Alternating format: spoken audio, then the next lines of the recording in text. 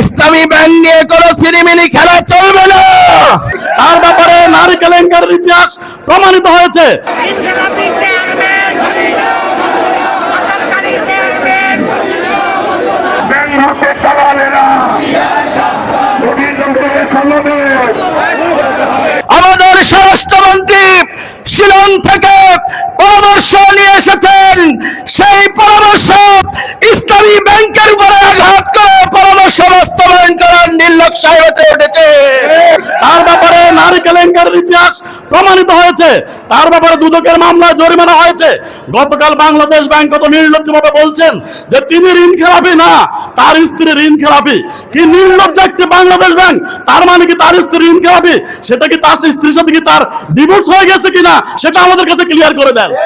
একজন ঘরে স্ত্রী ঋণ খেলাপি, সেই দায়িত্ব কি স্বামী বাংলাদেশ ব্যাংকের ডেপুটি গভর্নর ছিলেন, তিনি কি দায় হতে পারেন?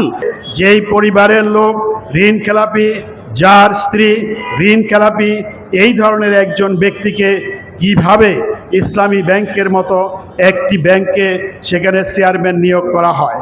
আমরা বিস্ময়ের সাথে আরও লক্ষ্য করছি যে বর্তমান যে সরকার ঋণ খেলাপিদের প্রতি তাদের একটি বিশেষ দুর্বলতা রয়েছে। কারণ বাংলাদেশ ব্যাংকের গভর্নর হিসাবে যাকে নিয়োগ দেওয়া হয়েছিল তিনিও ঋণ খেলাপি ছিলেন। আবার ইসলামী ব্যাংকে যাকে নিয়োগ দেওয়া হয়েছে তার পরিবারের সদস্যরা ঋণ খেলাপি।